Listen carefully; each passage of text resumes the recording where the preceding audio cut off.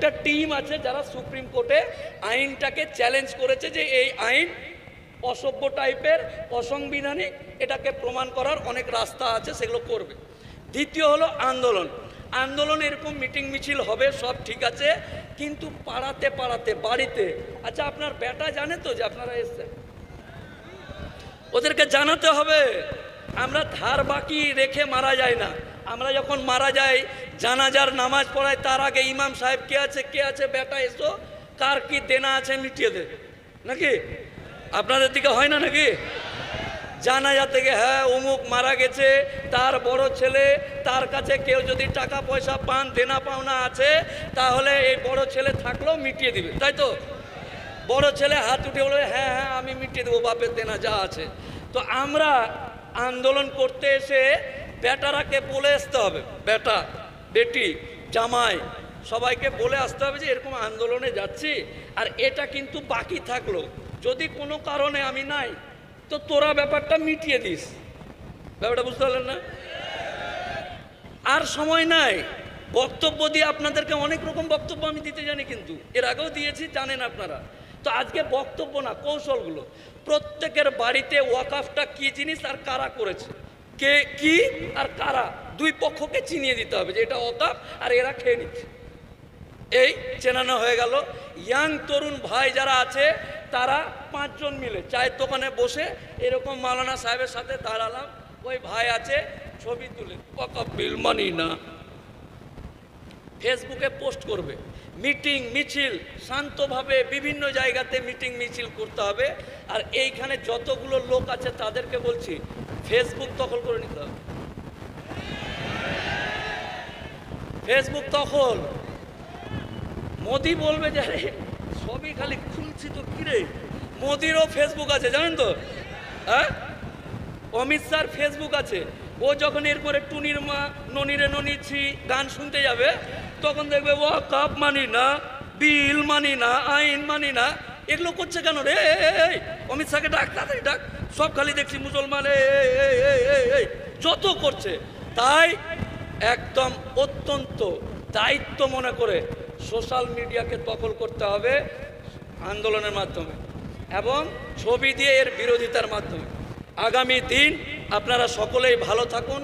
আর প্রত্যেকটা ডাকে কে ডেকেছে, কারা করছে, কি করছে না, দোকান বন্ধ, এই চল, একটা লোক টাকা দিতে এসছে যে তুই যে চা খালি পয়সা নে, পয়সা বাগায় থাক, বাপের কবর বাঁচার ব্যাপার আছে, চায়ের বিল দিতেছে, যা পরে দেখেছি।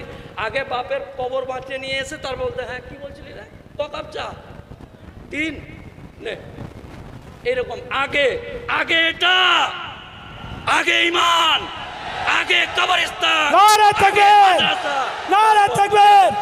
মোদি হটাও, মোদির কালো হাত ভেঙে দাও, গুড়িয়ে দাও, এই দূর হটো, এই বিজেপি দূর হটো, ওই ইংরেজের দালাল নরেন্দ্র মোদী হুঁশিয়ার। এই আমাদের সংগ্রাম, এই 26 এপ্রিল ব্রিগেড সমাবেশে দলে দলে যোগ দিন, এই পাড়ায় পাড়ায় খবর দিন, ব্রিগেডে যোগ দিন। ওই হিন্দু মুসলমান দিচ্ছে ডাক, নরেন্দ্র মোদী নিফাত যাক। এই মালঞ্চা থেকে দিচ্ছে ডাক, অমিত শাহ নিফাত যাক।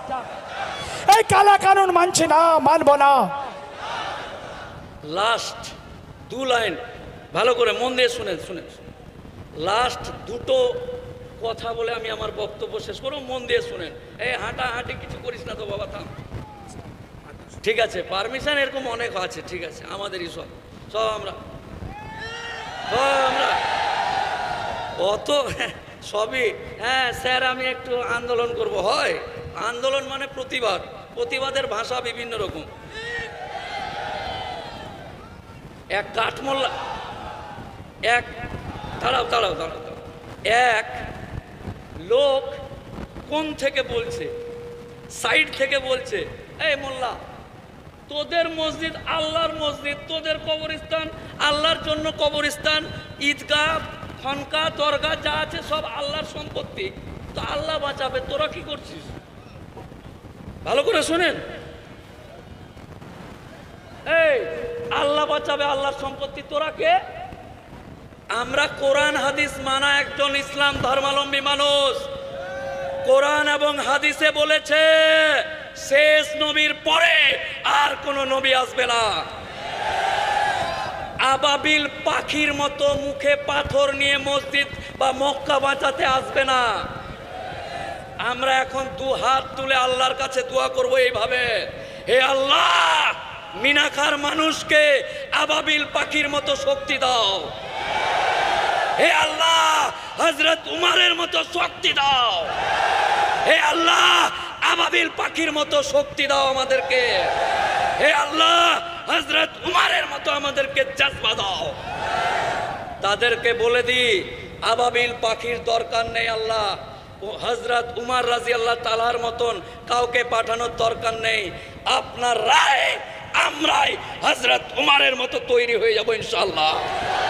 নারায়ে তাকবীর, নারায়ে তাকবীর, নারায়ে তাকবীর লিল্লাহ।